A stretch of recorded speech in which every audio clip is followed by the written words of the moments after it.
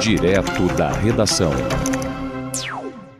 O Supremo Tribunal Federal iniciou ontem o julgamento dos atos golpistas envolvendo o ex-presidente Jair Bolsonaro, alguns ministros e outros colaboradores. Tem pessoas também que integram as Forças Especiais do Exército.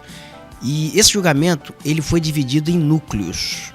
Então, 4 núcleos. Então tem o núcleo 1, tem o núcleo 2, núcleo 3. O núcleo 1, que é o núcleo que integra ali, integrado pelo Jair Bolsonaro e os outros auxiliares mais próximos, que é considerado o núcleo de comando dessa tentativa de golpe. O julgamento ontem se ateve se a Suprema Corte aceitaria ou não a denúncia da PGF, da Procuradoria-Geral da República.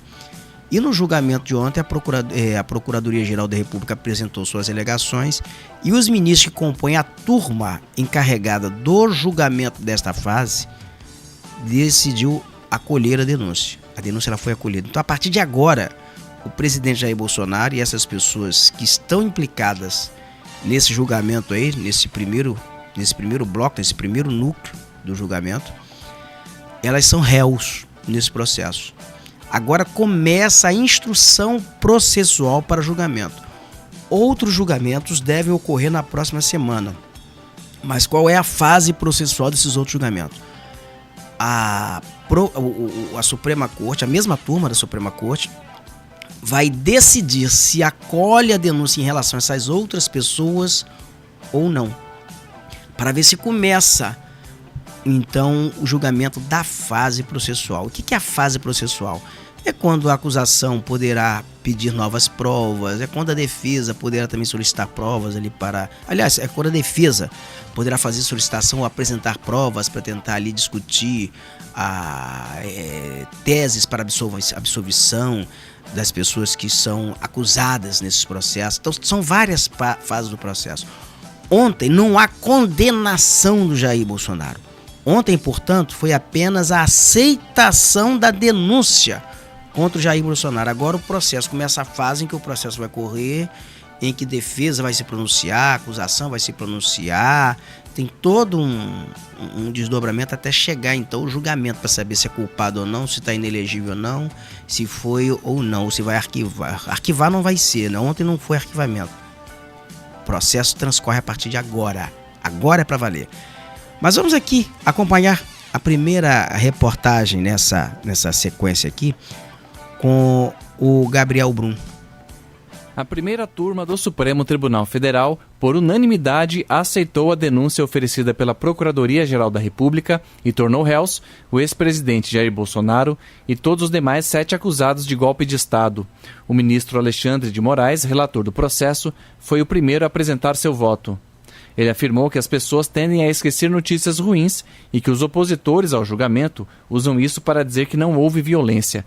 O ministro divulgou vídeos com imagens de vandalismo de 8 de janeiro. Moraes afirmou que aquele dia não foi um passeio no parque.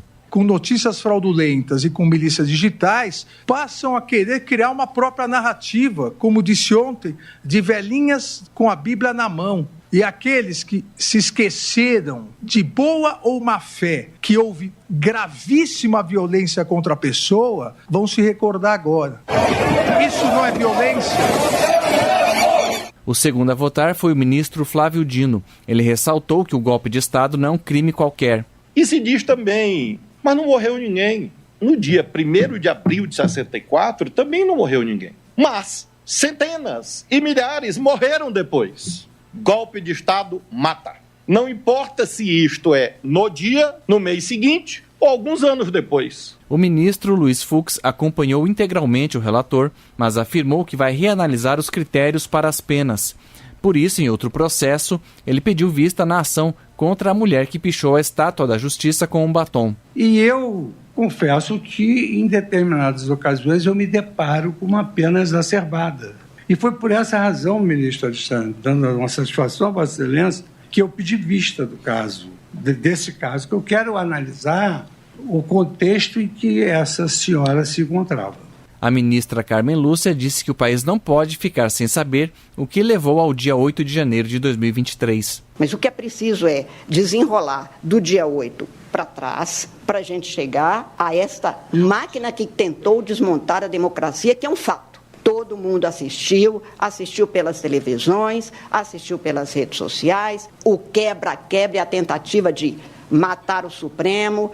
Por fim, o presidente da turma, ministro Cristiano Zanin, fechou o julgamento com um rápido voto. Explicou que quem age para a ocorrência do crime não precisa necessariamente estar no momento do ato para ser culpado. Está expresso no Código Penal. Então, ao meu ver, não adianta dizer que a pessoa não estava no dia 8 de janeiro se ela participou de uma série de atos que culminaram nesse evento que, em tese, é compatível com os delitos descritos pela Procuradoria-Geral da República na denúncia. Junto com Bolsonaro, tornaram-se réus os generais Augusto Heleno, Braga Neto e Paulo Sérgio Nogueira, o ex-comandante da Marinha Almir Garnier Santos, ainda o ex-diretor da ABIN, Alexandre Ramagem, o ex-ministro da Justiça Anderson Torres e o tenente-coronel Mauro Cid. Agora, a próxima fase é a de instrução processual. Os advogados poderão indicar testemunhas e pedir a produção de novas provas para comprovar as teses de defesa. Após essa fase, o julgamento será marcado. Com edição de Nádia Fagiani, da Rádio Nacional em Brasília, Gabriel Brum. Eu peço que você mantenha essa imagem aí desse plenário, aí da quinta turma, só para explicar. Olha só, esse espaço aí, ele não é o plenário do Supremo Tribunal Federal, é o espaço da primeira turma, perdão. Quais são os ministros que compõem essa primeira turma aí? Cristiano Zanin, Alexandre de Moraes, que você está conferindo aí na tela, a ministra Carmen Lúcia e o ministro Luiz Fux e Flávio Dino. São os 5 que compõem essa turma. Então uma coisa é uma turma, outra coisa é o plenário. O plenário ele é mais amplo porque a Suprema Corte tem muito mais ministros do que uma turma, do que essa turma que compõe a primeira turma aí.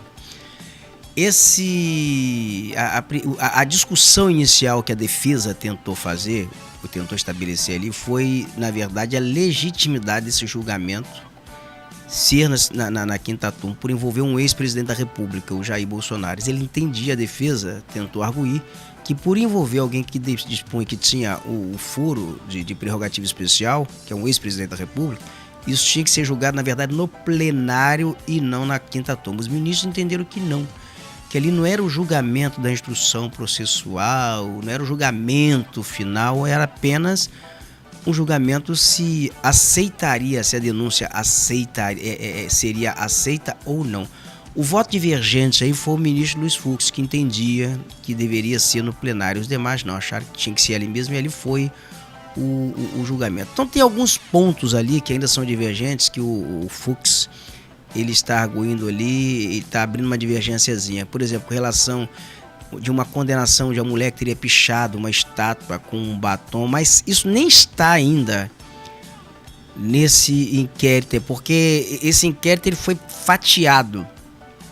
Você tem um inquérito que envolve o núcleo duro, que teria tentado perpetrar o golpe, que é Bolsonaro, os ex-ministros e as pessoas mais diretamente ligadas a ele, que participaram da arquitetação, de toda a logística, de todo o planejamento sequencial, porque o ato em Brasília foi um dos ápices, mas isso vem numa sequência, segundo o entendimento da PGR, que apresentou na sua acusação, que diz que tudo fazia parte de uma estratégia, a acusação contra as urnas eletrônicas, a suspeição contra as urnas eletrônicas, contra o sistema eleitoral, que aquilo já era uma forma de fomentar as articulações de rua, fechamento de estradas, contestação de eleição, ataque à Suprema Corte, acampamento em frente ao Exército e tudo isso.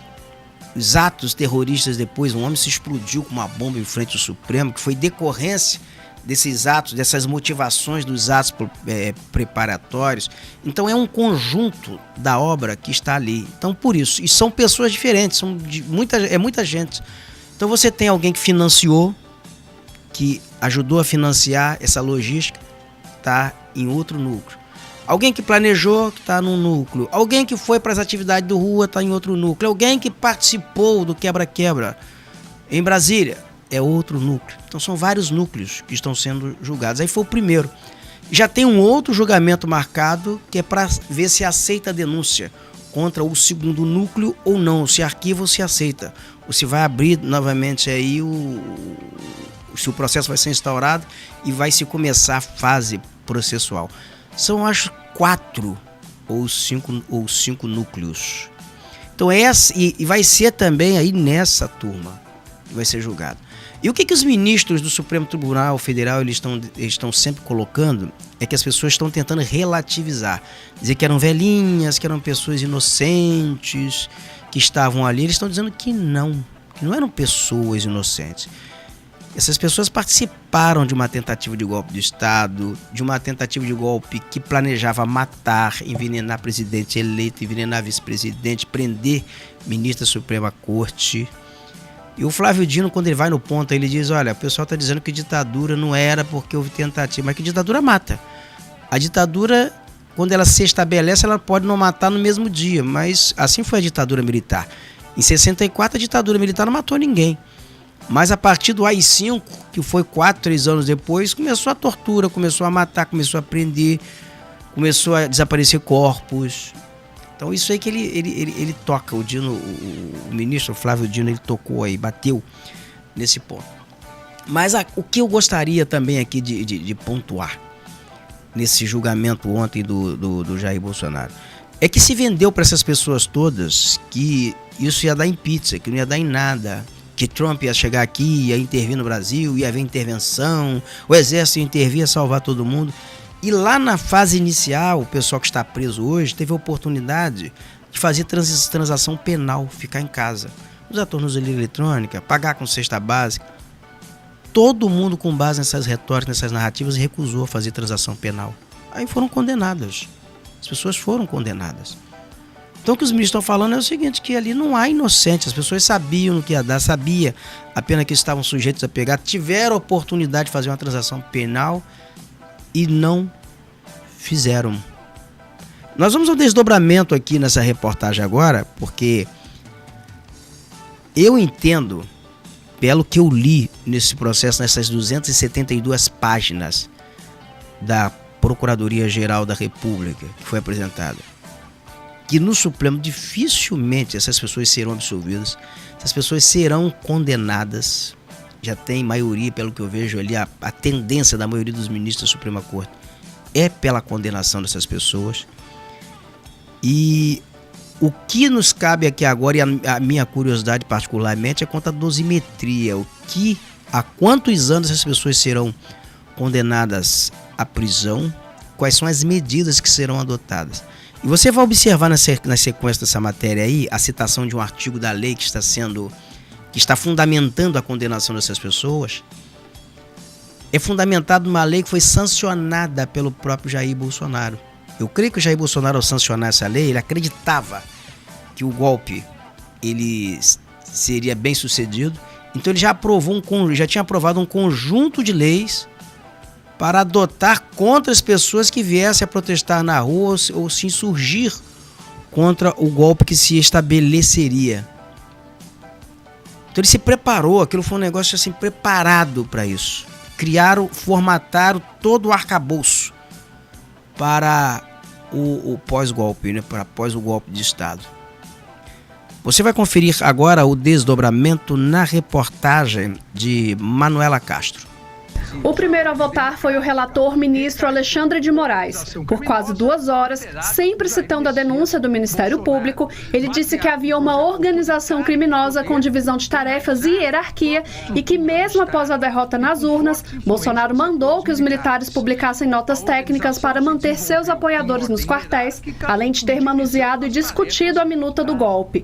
Ele ainda listou as acusações do crime e disse que há materialidade e autoria, ou seja, elementos suficientes para abrir a ação penal. O que se exige da denúncia, num primeiro momento, é a comprovação da materialidade dos delitos imputados aos denunciados. E a materialidade dos delitos já foi reconhecida por esse Supremo Tribunal Federal em 474 denúncias, que têm idêntica materialidade. A consumação do crime do artigo 359-M, tentar depor por meio de violência ou grave ameaça o governo legitimamente constituído, ocorreu por meio de sequência de atos que visavam romper a normalidade do processo sucessório. Em seguida, o ministro Flávio Dino destacou que as defesas não negaram a tentativa de golpe de Estado, apenas tentaram mostrar que seus clientes não teriam se envolvido.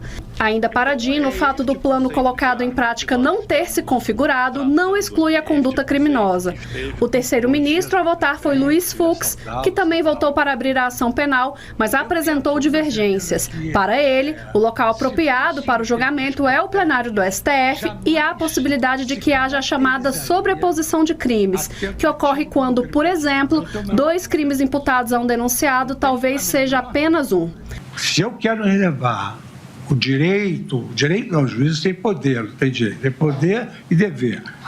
No poder de avaliar, eu necessito efetivamente receber a denúncia. Em relação à autoria e à materialidade, o relator e o Ministério Público legaram à turma, à sociedade, tudo quanto nós precisávamos saber para o recebimento da denúncia. Os últimos a votar, Cristiano Zanin e Carmen Lúcia, reforçaram que a denúncia do Ministério Público não se baseia apenas na delação premiada de Mauro Cid, ex-ajudante de ordem de Bolsonaro, mas sim num conjunto amplo de provas.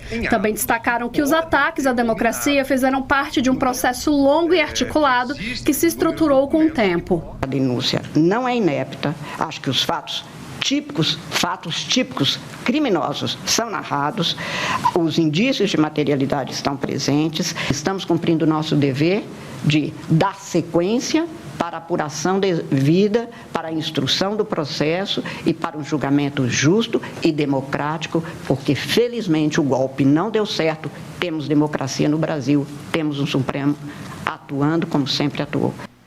Olha só, o voto divergente ali em alguns temas foi o do Luiz Fux, mas a divergência dele ela consiste no espaço adequado para o julgamento. Ele considera que é o plenário do Supremo Tribunal Federal e não a primeira turma do Supremo Tribunal Federal. E ele também aponta ali a possibilidade de sobreposição de crimes e acho que isso aí vai se discutir no decorrer, na instrução processual, que nessa fase se aceita a denúncia ou não. Mas ele foi favorável a aceitar a denúncia, então foi por unanimidade. Essas pessoas se tornaram réus no processo por tentativa de golpe, por unanimidade. E o Alexandre de Moraes, se você observar ali, ele cita 474 denúncias. São crimes assim correlatos. Então o único voto de divergência em alguns pontos foi do ministro Luiz Fux. Tá? Mas ele foi voto vencido ali nessa questão e vai continuar o julgamento, portanto, na primeira turma. O Procurador-Geral da República, ele fez ali, novamente, ali uma colocação, ele faz umas pontuações em relação ao voto dele, porque, mais uma vez aqui, eu elogio que foi muito bem fundamentada a peça da Procuradoria-Geral da República. A investigação da Polícia Federal foi muito bem feita, foi assim, as provas, os elementos de convicção colhidos ali que fazem parte e que integram o bujo dessa denúncia, eles são muito eloquentes, incontestáveis, porque são áudios que foram resgatados, tem transcrição de conversas que foram resgatadas a partir do telefone, a delação do Mauro Cid, ela não é só uma delação, não é só uma narrativa, ela é uma delação que ela está acompanhada, de evidências que foram colhidas no âmbito dessas investigações, que foi ali a materialidade, que a gente chama de materialidade, foi o material colhido nos celulares, em e-mails, decretos, peças, assim, esboço de decretos para consolidar o golpe. Então o conjunto da obra, ele é muito farto. Então é uma peça muito bem fundamentada. Eu quero chegar agora ao Procurador-Geral da República, porque nós temos o trecho aqui, em que ele apresenta as suas alegações. Vamos ao trecho. A denúncia da Procuradoria-Geral da República contra o ex-presidente Jair Bolsonaro e outros 7 aliados se baseia no argumento de que este grupo, chamado de Núcleo Crucial, formou uma organização criminosa que tentou um golpe de Estado. Segundo o Procurador-Geral da República, Paulo Gonet, os acontecimentos protagonizados por Jair Bolsonaro tinham por objetivo gerar ações que garantissem sua continuidade no poder, independentemente do resultado da eleição presidencial de 2022. Foi o que destacou ao apresentar os argumentos da denúncia durante o julgamento que teve início nesta terça-feira no Supremo Tribunal Federal. Os delitos descritos na denúncia não são de ocorrência instantânea. Eles compõem uma cadeia de acontecimentos articulados para que, por meio da força ou da sua ameaça, o presidente da República, Jair Bolsonaro, não deixasse o poder ou a ele retornasse, contrariando o resultado das eleições. De acordo com a PGR, a natureza permanente da organização criminosa é evidente em sua ação progressiva e coordenada, que se iniciou em julho de 2021 e se estendeu até janeiro de 2023. Além disso, diz que a organização se desenvolveu em ordem hierárquica e com divisão das tarefas entre seus integrantes.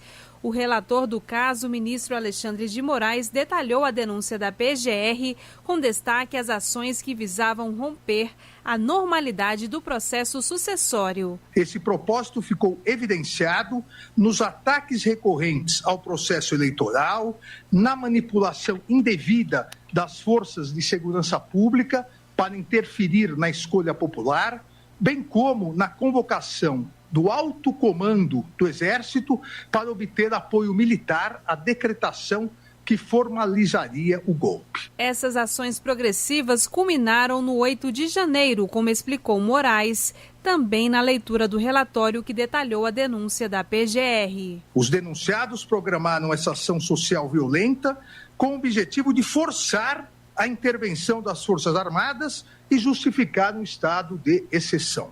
A ação planejada resultou na destruição, inutilização e deteriorização de patrimônio público, incluindo bens tombados. Além do ex-presidente Jair Bolsonaro, os demais denunciados são o general Walter Braga Neto, ex-ministro e vice de Bolsonaro na chapa das eleições de 2022, o general Augusto Heleno, ex-ministro do Gabinete de Segurança Institucional, Alexandre Ramagem, ex-diretor da Agência Brasileira de Inteligência, Anderson Torres, ex-ministro da Justiça e ex-secretário de Segurança do Distrito Federal, Almirante de Esquadra Almir Garnier, ex-comandante da Marinha, o general Paulo Sérgio Nogueira, ex-ministro da Defesa, e Mauro Cid, delator e ex-ajudante de ordens de Bolsonaro. Todos foram denunciados pelos crimes de organização criminosa armada, tentativa de abolição violenta do Estado Democrático de Direito, golpe de Estado, dano qualificado pela violência e grave ameaça contra o patrimônio público e deterioração do patrimônio tombado.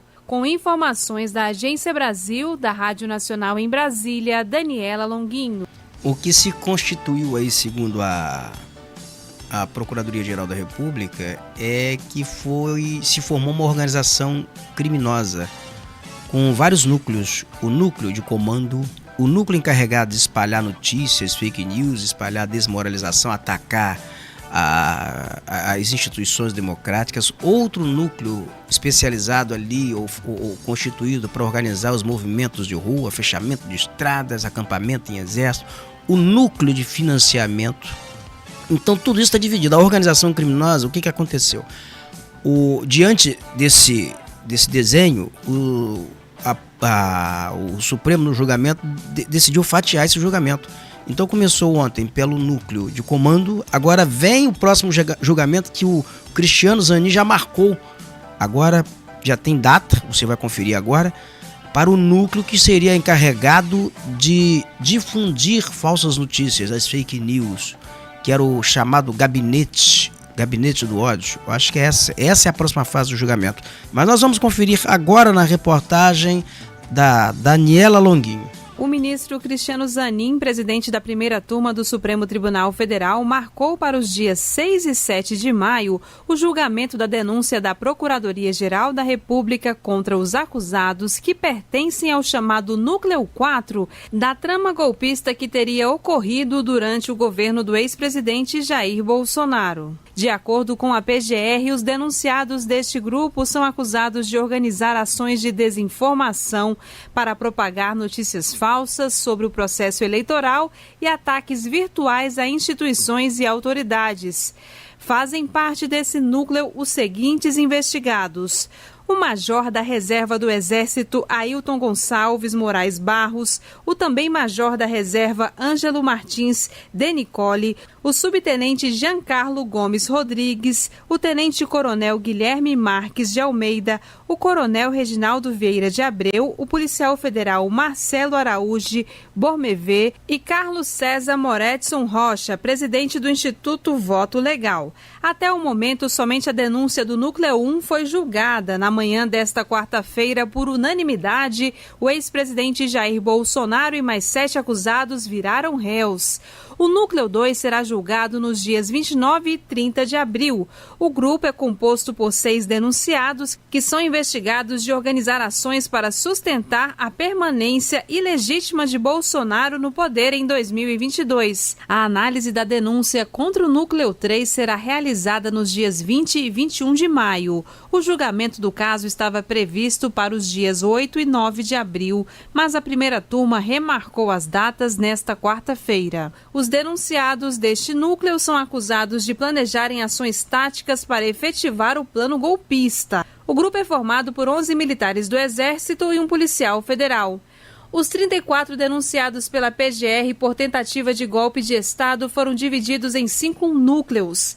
Apenas o agendamento do último núcleo não foi marcado. Este é formado apenas por Paulo Renato de Oliveira Figueiredo Filho, empresário e neto do general João Batista Figueiredo, último presidente do Brasil no período da ditadura militar. Com informações da Agência Brasil, da Rádio Nacional em Brasília, Daniela Longuinho.